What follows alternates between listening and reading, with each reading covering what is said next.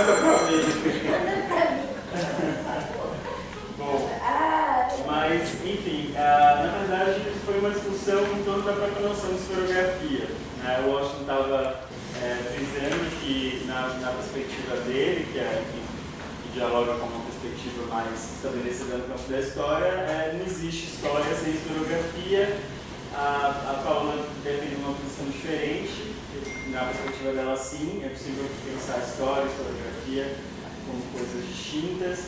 E isso foi interessante, enfim, gerou uma coisa que a gente não conseguiu resolver ali, que a minha intenção não é resolver hoje, mas aprofundar um pouco esse diálogo a partir desses 4 pesquisadores, enfim, intelectuais que trabalham com história e historiografia e que estão reunidos hoje. A gente tem a oportunidade de desenvolver esse debate e coisas que a gente quase nunca tem a oportunidade de fazer esse tipo de relação, né? Geralmente tem uma relação muito de conferência e público. Hoje a gente tem a oportunidade de conversar e construir junto, então esse que é o mote. Então, enfim, além dessas questões que eu coloquei, de história e historiografia, a gente pode desdobrar e falar de escrita da história, narração, e pensar nuances em relação a como cada um percebe o campo e essas noções. Além disso, cada um de vocês pode falar um pouco dos desafios que estão colocados na perspectiva de vocês. A gente já falou um pouco disso ontem. O Zé, na fala dele, criticou bastante esse foco em trabalhos monográficos, por exemplo, falando bastante sobre isso ontem. Que, enfim, se falou que não é muito por aí, a gente tem que buscar relações e coisas que sejam mais amplas, e foi interessante, eu acho, essa crítica. Então, de alguma maneira, Paola também sempre coloca isso nas nossas conversas no laboratório, nos processos de orientação, sempre vejo ela reforçar isso. Então, de alguma maneira, tem algumas questões, né? O esgotamento das grandes narrativas, né? Dos manuais, e, por outro lado, também uma certa crítica em relação a esses trabalhos monográficos que ficam ali, vendo um objeto, sem perceber um pouco coisas que podem ser mais amplas ou mais interessantes. Então, tem uma questão de procedimento, de objeto, mas também em relação aos temas. Assim. Então, trabalhos, a gente comentou ontem também, assim, que estão buscando perspectivas mais interseccionais, né? O Zé citou um exemplo de um trabalho que possivelmente ele vai orientar sobre a arquiteta norte-americana. Então, é possível pensar a partir desse objeto, né, de maneira mais interseccional, pensando em questões de gênero, de raça, enfim. Então, ou seja, são questões em aberto para a gente conversar, e a dinâmica que eu pensei é o seguinte: primeiro a gente fazer uma rodada de 1 minuto para cada um se apresentar, só para a gente saber quem é, o nome, e, enfim, está aqui fazendo mestrado, doutorado, só para a gente se conhecer minimamente, saber quem é que está aqui. Nós vamos fazer muito breve, realmente. E aí depois eu pensei em convidar cada um de vocês, Paola, Margarete, Washington e Zé, para falar durante 15 minutos, um pouco a partir dessas provocações que eu fiz agora. E aí depois eu pensei numa dinâmica inspirada nesses debates presidenciais. Isso não funciona. Aliás, acho que eu vou embora.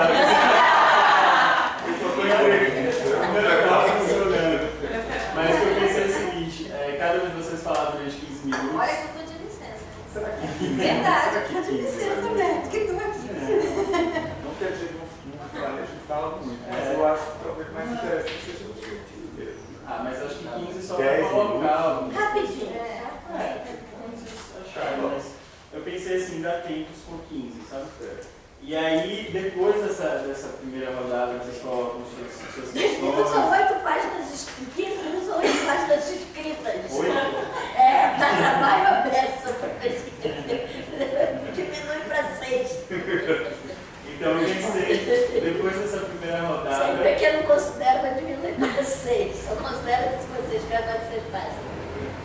Então, depois dessa primeira rodada, eu pensei pensei na dinâmica de cada um de vocês escolher alguém para colocar questões. Então, por exemplo, o Zé pode perguntar para a Paola, e aí Paola pergunta para o Washington, para a Margarete. A gente faz essa dinâmica, duas Por que você não sorteia? Você viu fazer? A agenda, essa bolinha estourou. Aí a Paola sorteia quem fala. Já Cada um pode fazer uma pergunta e a gente sorteia. Pode ser.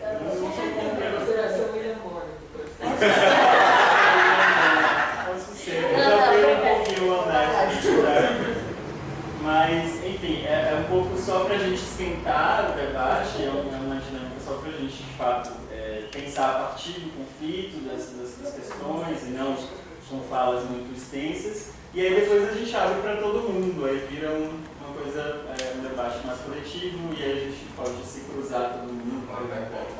A plateia pode participar. Então é isso, foi isso que eu pensei. Aí se vocês quiserem dizer quem quer começar. Temos só uma questão agora. Manda para mim a citação. Mano. Minha citação do livro e a resposta.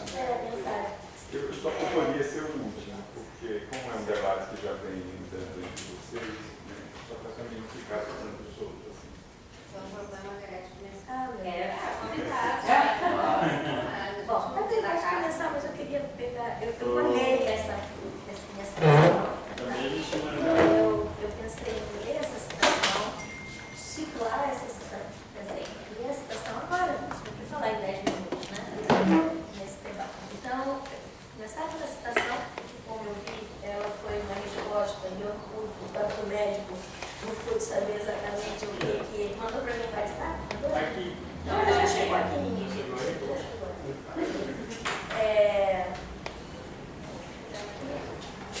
Começar por ela.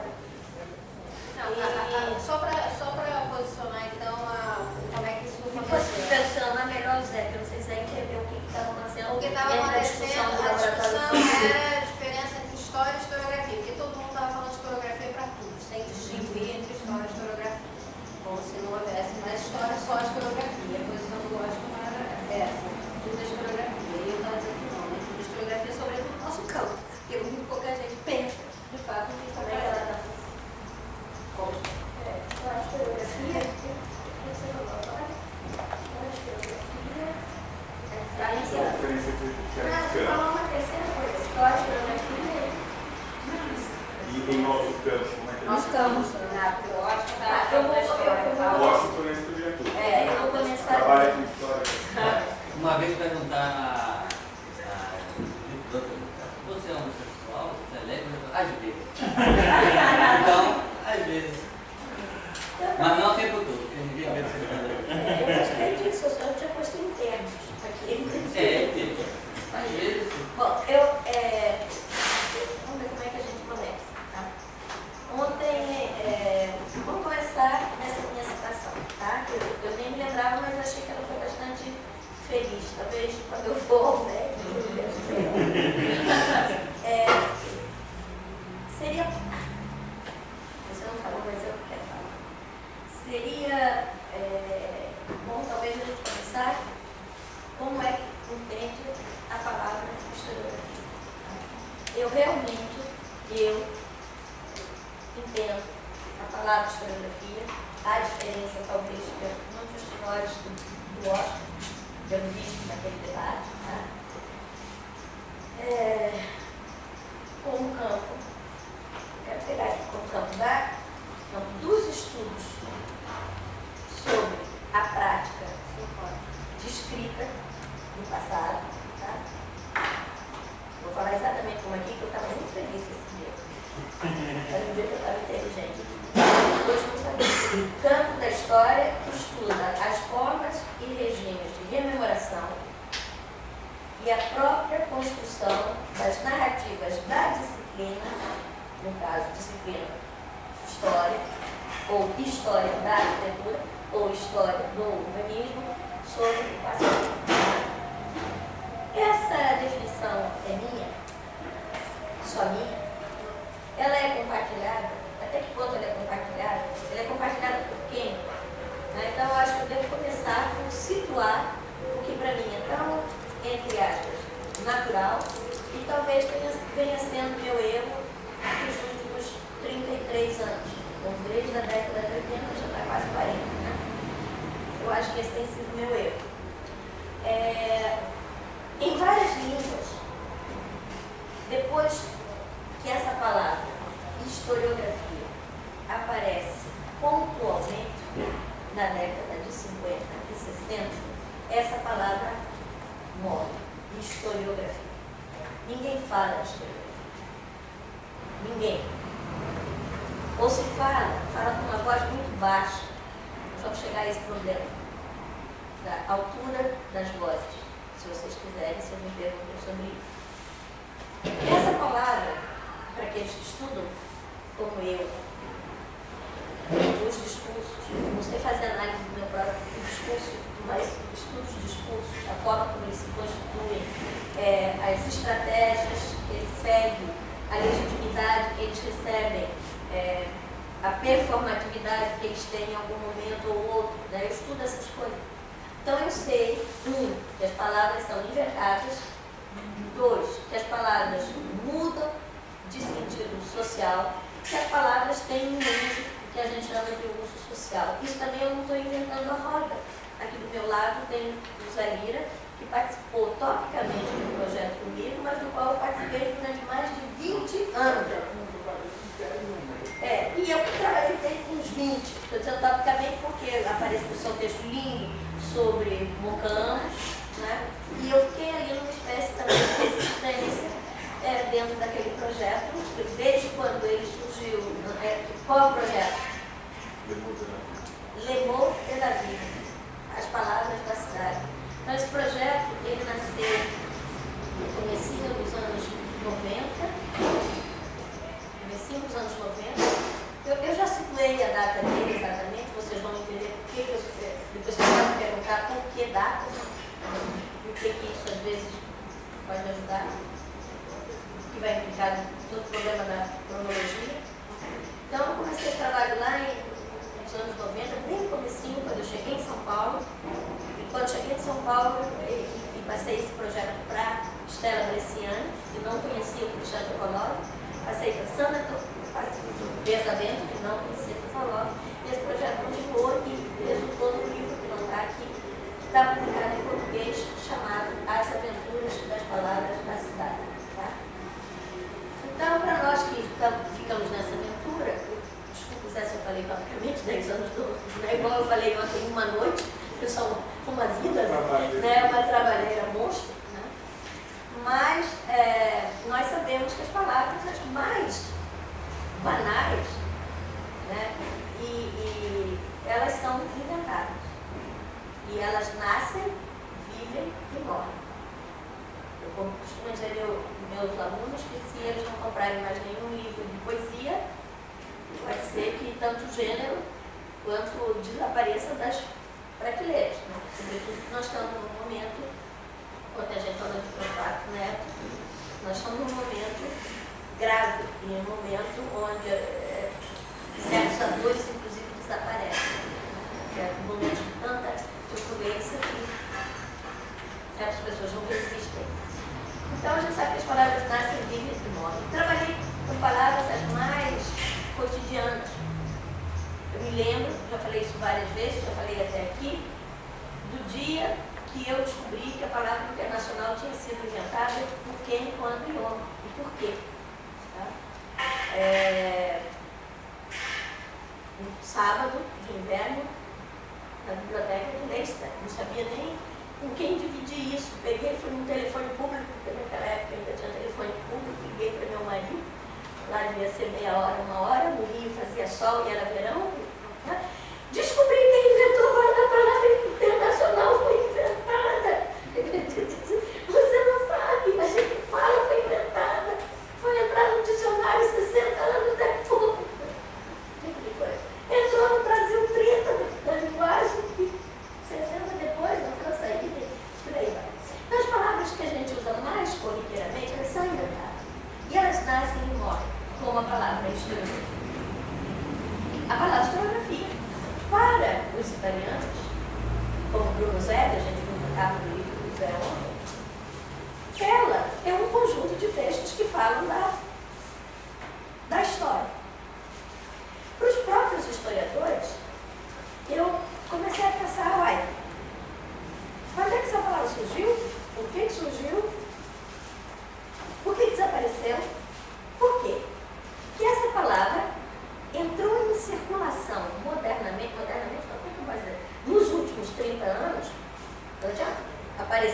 nos anos 50, 60, pontualmente, desapareceu, vai reaparecer, olha a nuvenzinha de conceito, tá? Vai reaparecer nos anos 80.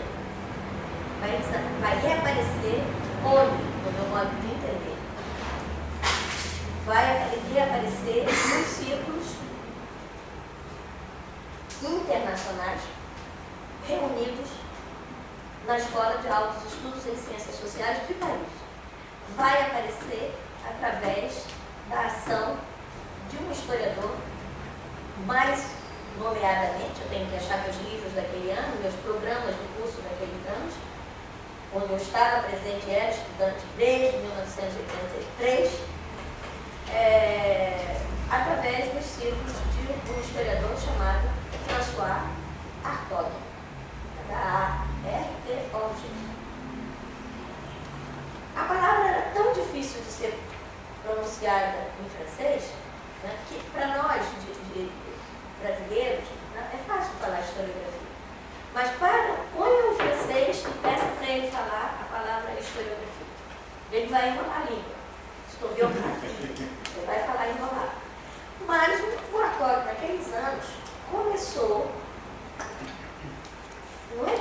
começou a atualizar um debate que tinha ficado através de fios soltos em vários momentos históricos, isto é, tinha sido uma voz que tinha ficado lá em segundo plano, não tinha sido colocada no primeiro plano, sobre justamente a reflexão dos próprios historiadores sobre o seu modo de falar e escrever, portanto, sobre o passado. Então, o Hartog, naqueles anos, depois isso desembocou, isso deu num livro chamado Regime d'Historicité, que vocês devem conhecer melhor.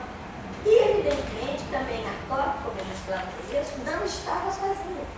Ele estava ali canalizando e tornando mais transversal a circulação de uma série de reflexões que estavam tendo lugar no meio de língua alemã. Então, e também a questão da historicidade, quer dizer, a questão de como é que certos temas eles entram num regime de discurso sobre o passado, mas que tem a ver com o presente, né? Como é que isso se constrói? Não era uma preocupação só dele. Ontem ele falou do Skinner.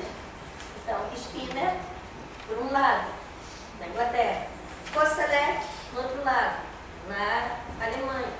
Né? Vinham, e também ali já na década de... Eu estava em 83, tá? Na década de 70, eles vinham trabalhando, sobretudo, um vocabulário de natureza política.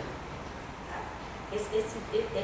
Essa revisão, vocês vejam bem, para vocês fazerem um link do ato de escrever e do ato de resolver sobre o que se escreve com as suas implicações políticas. Isso não nasceu de qualquer lugar, nasceu daqueles que estavam pensando política.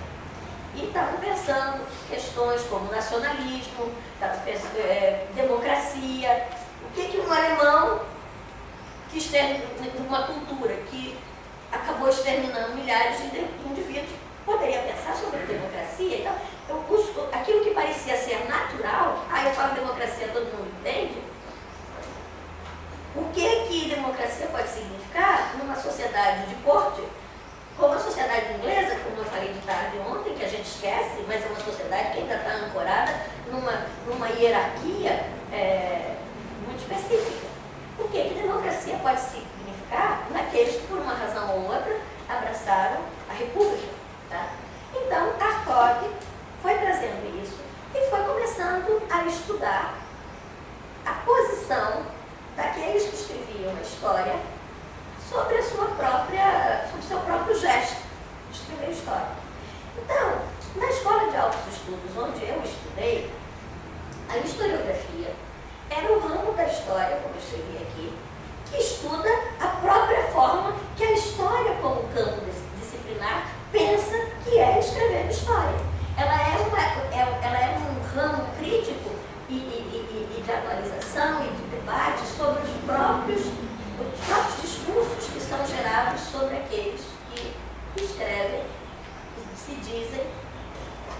escrevem sobre o passado, vamos dizer assim de uma maneira mais ampla, por enquanto.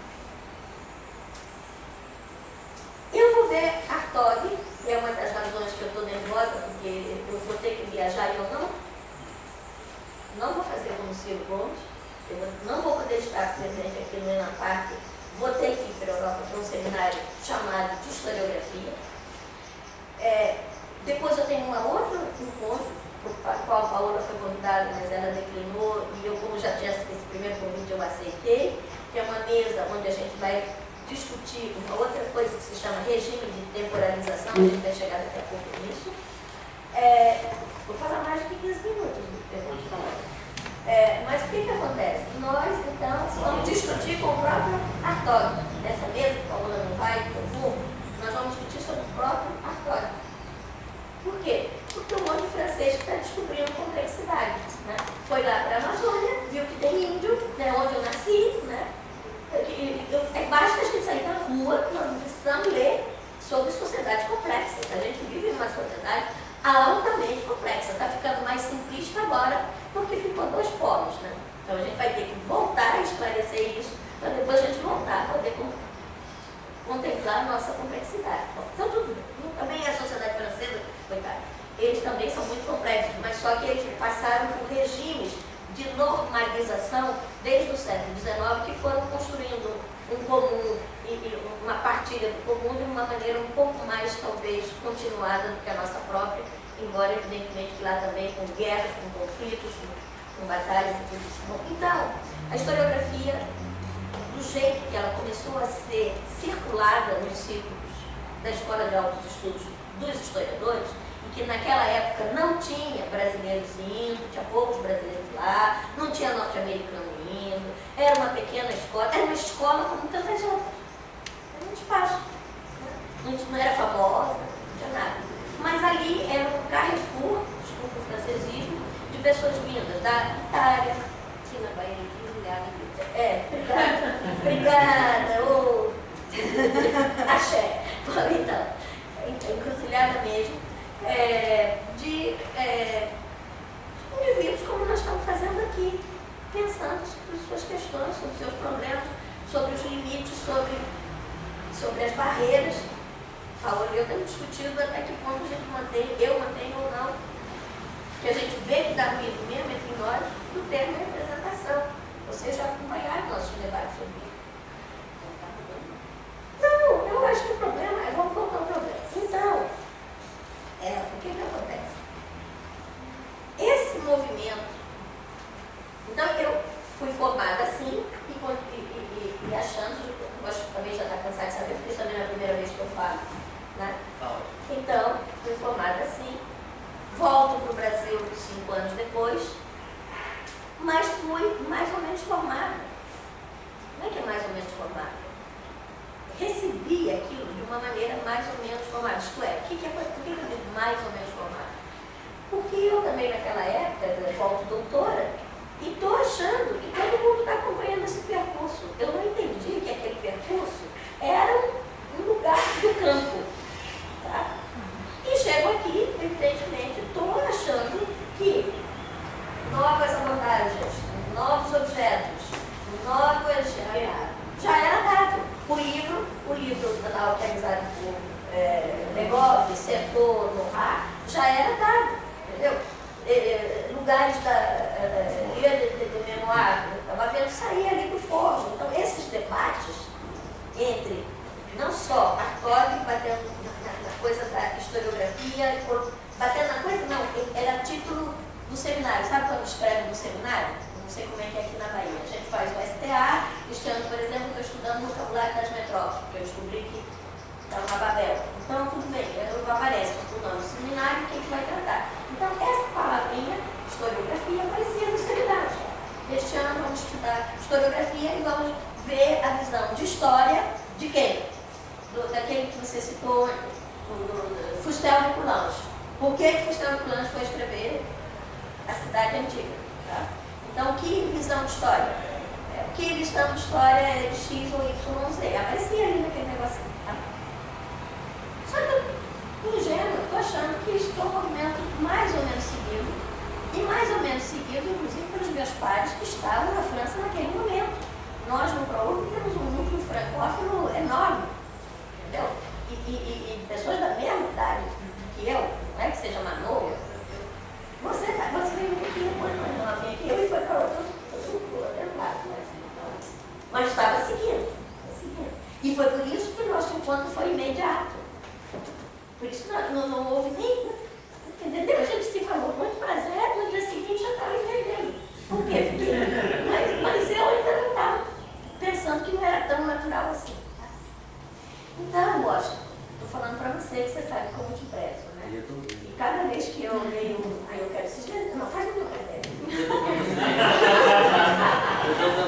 Então, sabe, eu pensei assim, aí por conta desses estudos e por conta da atenção, então isso nós estamos lá em 83, 84, 87, dos debates dentro do interior da Escola de Altos Estudos, que ela ainda está muito, ela ainda é uma instituição quase que doméstica, pequena, entendeu? As pessoas descem para tomar, todo mundo vai para a cantina, professor e aluno comem mais ou menos juntos, você pode sentar na mesa e estar sentado na mesa de pessoa importante, que você considera sua bibliografia, ou então você vai subindo no elevador, que é o resto da discussão.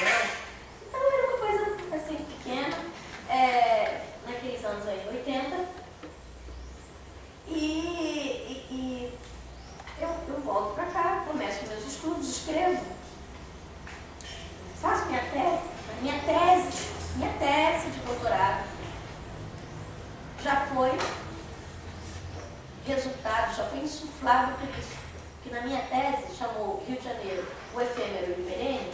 E por que eu fiz isso? Vocês vão ver, está tudo truncado, se alguém tiver saco um dia de ler.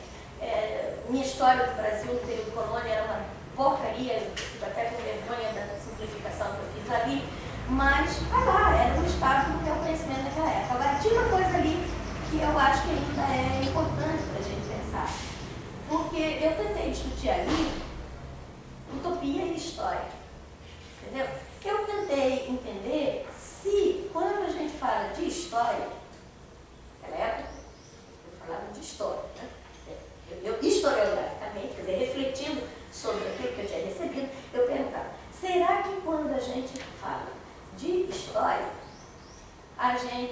se a gente é um italiano e a gente é um brasileiro, carioca, como eu, nós estamos falando da mesma coisa? Por que isso? Porque eu tinha vindo para a Europa para fazer uma tese sobre Pereira Passos, que era também um tema não estudado, e as reformas de Pereira Passos. E quando eu já tinha escrito a tese inteira, tinha pesquisado década por... e eu tentava entender de onde tinha saído a cabeça do Pereira Passos.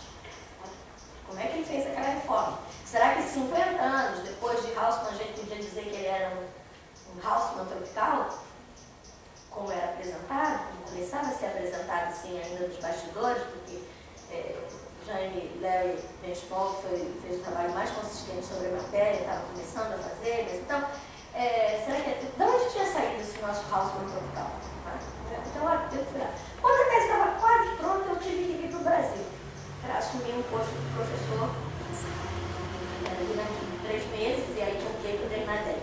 Quando cheguei aqui, eu olhei e falei assim, não tinha internet, não tinha álbum de fotografia como a gente tem. A gente vai agora na livraria Travessa, lá no Rio, você encontra uma prateleira assim, só imagem.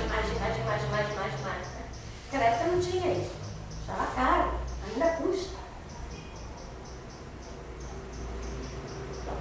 Eu cheguei no Rio de Janeiro e falei assim, meu Deus, estou vindo de Paris. Metade da Paris haussmanniana está lá, intocada. Eu olho, vejo a datinha do edifício, se foi 1863, se foi 1872, se foi 1880, mas o gesto, a continuidade daquele gesto até 1900 está lá. Rez-de-chaussée, mais 5 pavimentos, uma mansarda, aquilo ali, aquela tipologia está lá dada.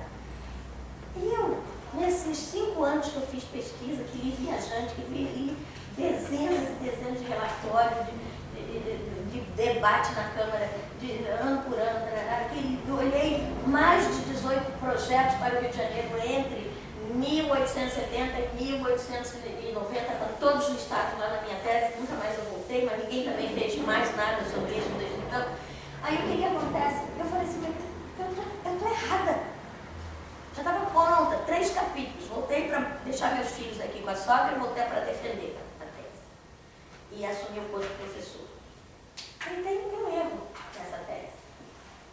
Porque eu estou discutindo um pouco, eu não estava ainda discutindo história. Eu tinha feito uma tese sobre as condições de possibilidade da cabeça do Pereira Passos. Aí eu falei, não, tem que voltar atrás.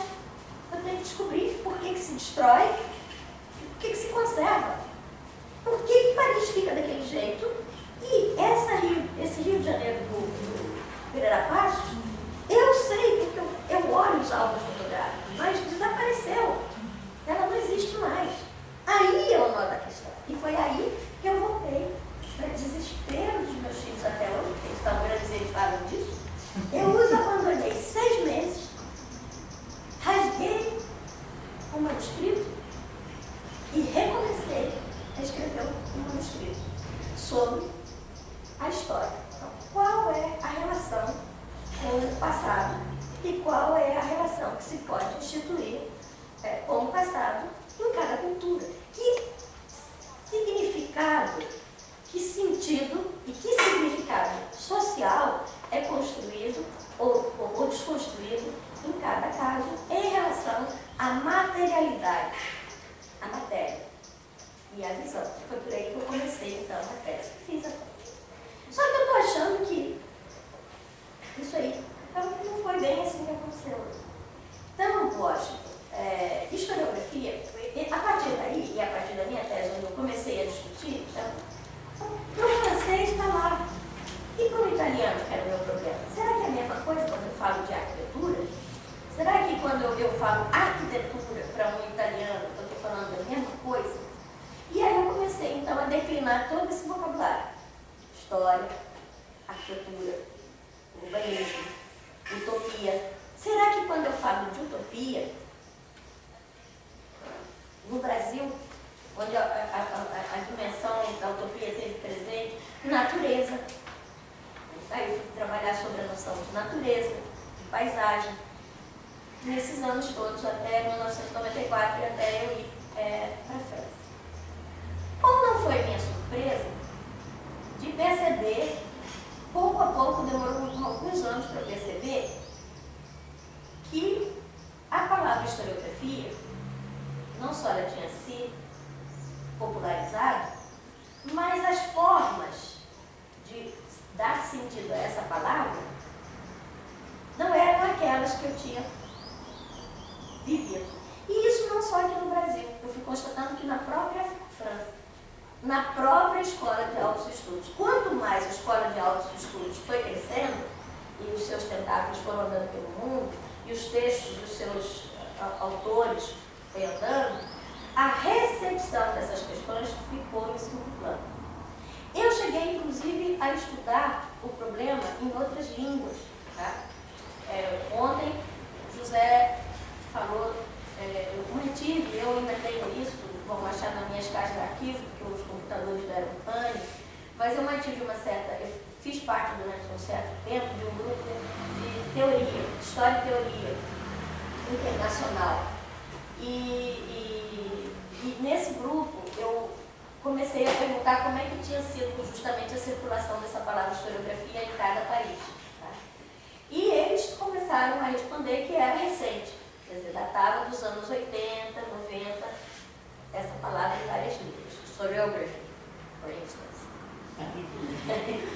E aí, um deles me respondeu uma coisa super interessante, que eu não pude voltar, e eu tenho que voltar, eu guardei, eu tenho que achar onde eu botei esse arquivo direito, que ele explicou que no âmbito de uma série de conferências do Cacilha, nos anos 30, nos Estados Unidos, antes que Panofsky tivesse inventado a noção de iconologia, tá? Houve um debate muito grande se deveria inventar uma palavra, isso eu já falei aqui, que seria uma palavra nova, mas que não deu certo, que seria historiologia. Historiologia, em inglês. Eu tenho que Não, em alemão primeiro, foi na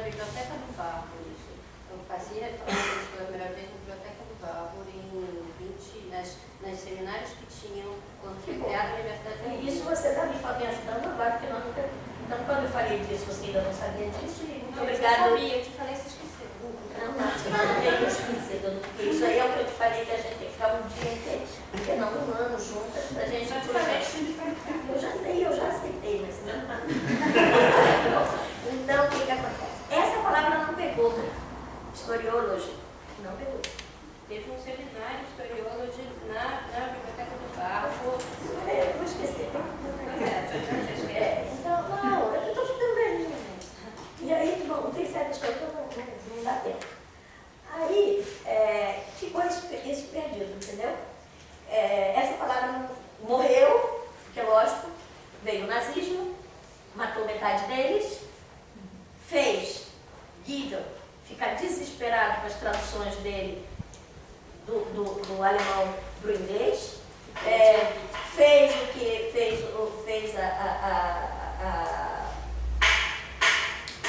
fez o Panofsky sofrer também, de certa forma, retrogradar, entrar um pouco para trás das reflexões dele, porque evidentemente quando você passa para uma outra língua, você não passa simplesmente, não é um conjunto de palavras que está se passando, é uma outra forma de articulação que dá sentido, né? Então, por isso que a palavra reaparece à medida, de novo ela vai reaparecer pouco a pouco, lá nos anos 50, mas morre também de novo, e é lá nos anos 80 que ela começa, então, historiografia a ser usada. De lá para cá, já vou terminar, eu acho que eu venho pensando que aconteceu nesse seminário que eu vou na semana que vem, que é de historiografia. Eu vou esperar para ver o que nós vamos discutir, mas eu acho que houve uma espécie na difusão do termo, houve um rebaixamento do objeto teórico, então a escrita da história como objeto teórico diluiu-se no mundo, e acho que inclusive, como eu disse há pouco, na Escola de Altos Estudos, eu tenho visto circular na Escola de Altos Estudos textos, conceitos, noções que nós já tínhamos discutido longamente na década de 80, por exemplo. E eu não vou falar daqueles famosos 7 pontos que agora viraram 8. Lembra de uma aula que eu dei aqui em 2013, 2014? 13. Eu estou lembrando isso porque eu tive que dar aula de novo para os meus 5 alunos lá. E eu falei, meus filhos, eu não aguento mais repetir a mesma coisa. Eu já falei isso da Bahia, a Paula fez até um Jackson Pollock aqui nesse slide, eu hei de achar, aí com muita dificuldade achei. Vocês lembram, estava aqui, achei o Pollock. E se eu soubesse, traria aqui para vocês os 7 pontos, porque evidentemente, para nós que estudamos as palavras e o funcionamento, o modo de jeito que as palavras ancoram no nosso discurso, a gente sabe que as palavras não funcionam sozinhas. São várias palavras que mudam de sentido ou são inventadas para fazer com que você, fazer com que um discurso se sustente. Tá? Então, tem palavras que fazem parte de um discurso, tem palavras novas que entram para sustentar outro discurso. Né? Então, a palavra historiografia não andou sozinha. A palavra historiografia anda com uma série de outras palavras que vão ter o seu sentido problematizado. História e memória. O que é história? O que é memória? Qual é a missão da história? O que se passa no campo da memória? Tema desse curso que eu dei aqui em 2013. Primeiro ponto. Segundo ponto, a noção de campo e de condições de possibilidade, de posição. Todos esses problemas estão ali. Campo, posição de possibilidade, posição, dotação de sentido. Né? Porque isso também foi discutido aí pelas pessoas mais próximas da semiótica. Né? Então, as coisas têm os signos, mas os signos não são universais. Os signos estão dentro de um campo. E uma coisa dá sentido, outra coisa é o sentido que a gente faz ganhar, nós estamos vendo isso agora, ganhar significado compartilhado socialmente. Tudo isso que a gente falou. Terceiro ponto, noção de ator. Então, campo, ator, condição de possibilidade, história e memória. Era um set ali nessas nuvens que eu fui fazendo, de termos e de questões e de problemas que na década de 80 foram intensamente debatidos em inúmeros seminários, até desembocar na noção de temporalidades, tá? E num projeto que até desde então nós, a nossa área e eu própria, tenho insistido, mas não tenho, isso não é um projeto para uma pessoa, que é o conceito que foi apenas esboçado pela Françoise Chouet, que é o conceito de espacialidade. Françoise Chouet falou de espaço-não, mas é espacialidade, né? Temporalidade. É isso. Mas por conta da temporalidade. Mas espaçamento. Espaçamento talvez. Foi o nome de uma coleção, mas a Françoise Chouet não trabalhou intensamente nisso. E o Thierry Bacot, que quis trabalhar sobre isso, como ele permaneceu muito lá na fenomenologia, e portanto, Júnior, na ideia de que há um homem universal, tá? E sempre sem pensar na mediação para que esse homem universal possa existir, tá? Então, o que acontece? Ele também não ajudou a gente, quanto no livro dele sobre o problema do espaço, o conceito do espaço, tudo isso, e a história desse debate, o melhor livro para seguir esse debate, tirando a introdução que é ruim, é uma antologia feita pelo Mulgrave e que se chama Space, Form. Daqui a pouco eu olho, tá? Porque eu estou ficando velho, que foi editado pela Getty Foundation, que é uma série de textos de historiadores que estão pensando sobre esse ponto que ainda não está, que é o silêncio da nossa área. Eu já falei muito, só quero voltar daqui a pouco nas perguntas sobre a questão de regimes de rememoração, regime de historicidade e a confusão que a gente faz entre esses três termos: história, historiografia e passado.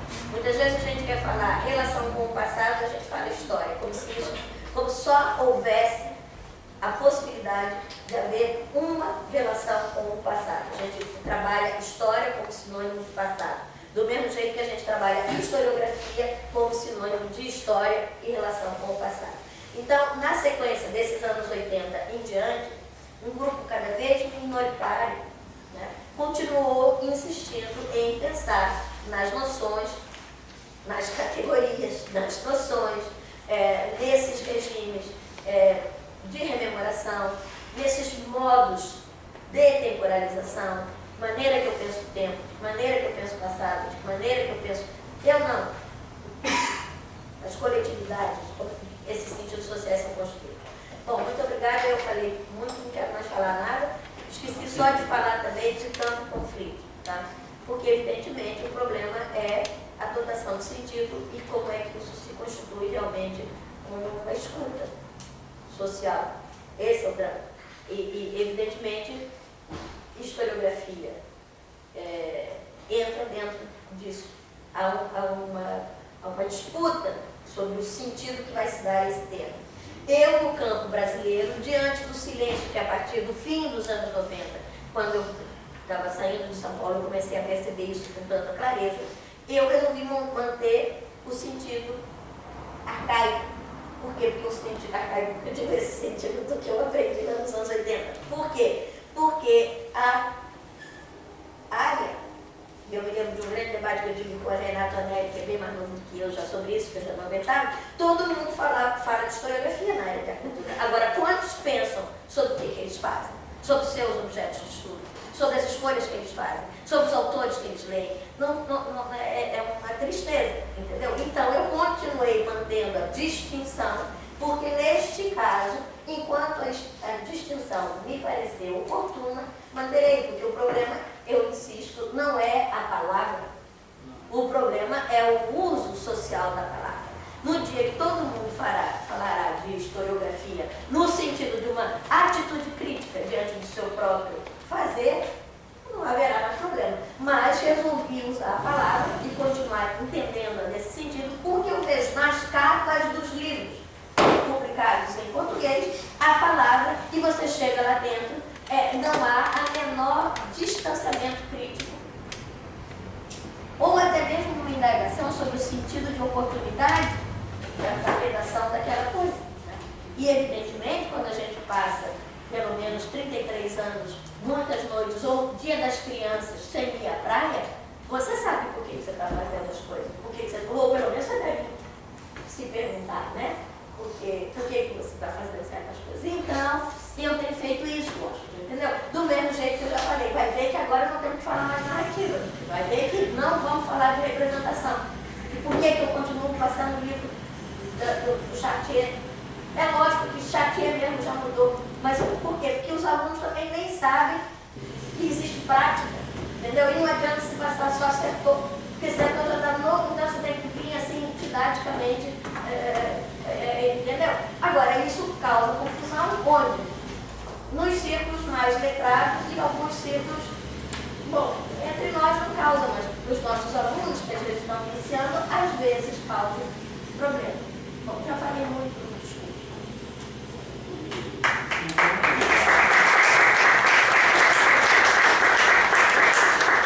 Desculpe, eu falei meia hora, 40 minutos. Eu primeiro queria agradecer. Poderia ter tentado. Não é mesmo? Não sabia. E eu fazendo brincadeira. Eu não sabia que era não sabia que era mediador. Depois eu comecei a tá que pariu, eu não sou mediador. É a primeira coisa. E a segunda coisa, assim, o convite aqui é o seguinte. O senhor grava, para modos de pensar e fazer história. Eu vou falar sobre isso. Eu vou aqui, vou mostrar para ela. Então, mas você acha que eu não falei sobre isso? fala. Mas a proposta não era. A proposta é ser irrelevante. Discutir se história, historiografia é irrelevante. O que se tem que perguntar ao laboratório é uma pergunta que chama: por que nós queremos, nesse momento, discutir história e historiografia? Mas eu digo exatamente, é o problema de vocês, não é meu, né? Está no meu campo, eu vou apresentar. Você tem que perguntar isso. Então, eu não tenho como resolver isso. Nem lembrava que tinha sido essa discussão. E para mim não é irrelevante. Porque para mim é irrelevante, completamente irrelevante. O que eu preciso perguntar é por que nós, se isso é um problema, por que é um problema? Por que nós queremos transformar isso em um problema? E eu vou falar. A segunda coisa, do Marcos no campo, por exemplo, a definição de historiografia. Historiografia é uma disciplina do curso de história que eu leciono desde 98. Desculpa, que foi desde 98. E que na UF fiz aqui com o professor João Reis, vocês conhecem o nome, né? Então, o Joãozinho, ele dava historiografia. O que é historiografia? Uma análise crítica de como os diversos, eu não digo nem historiadores, porque alguns nem se pensavam nisso, né? Mas como diversos historiadores nos diversos períodos das diversas épocas, Heródoto, César, entendeu? Se pensavam, escreviam. É uma reflexão sobre a escrita, não é? Que se diz historiográfica, não é? Mas tem épocas que nem tem. Por exemplo, se você pega o período, eu adoro o período medieval, que chamava lá, são os cronistas. É maravilhoso. Você vê os cronistas. Hoje seria impossível você. Eu estou tentando fazer uma história como os cronistas. Por quê? Quando clareava o dia, eles começavam. Quando terminava o dia, eles terminavam a escrita. E no outro dia, não tinha nada a ver com o dia seguinte. Começava, né? É um período. Tem um historiador, não vou lembrar o nome dele agora, que depois eu lembro dele, que ele fez uma história da Revolução Francesa como um cronista. É uma maravilha.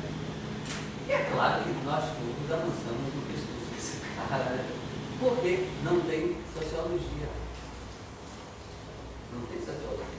Hoje pela manhã, não sei quem foi arrastado até a praça central para cada falso e tiraram a cabeça dele e tal. Ao mesmo tempo teve um motim e avançaram e tal, depois termina. Aí depois ele recomeça no outro dia. Mas a gente não gostou de fazer isso. Porque a gente mexe classe social, a gente é ideologia política. Então, historiografia é exatamente o que a minha querida Margarete falou. Não tem nada a acrescentar isso. E tem uma disciplina. E aí são duas disciplinas que a gente leciona. Um dia é a historiografia mundial, então fala sobre os cronistas, fala dos sírios, fala tudo.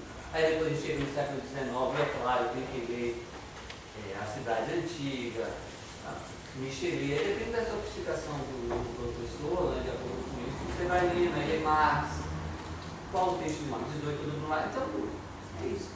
E o que, é que a gente faz na historiografia brasileira, que é historiografia 1 e historiografia 2, a mesma coisa. E a gente começa com essa vida varia, entendeu? Começa com o que a gente chegar aqui e contar a história de cada um. Historiografia é exatamente o que Margarete coloca.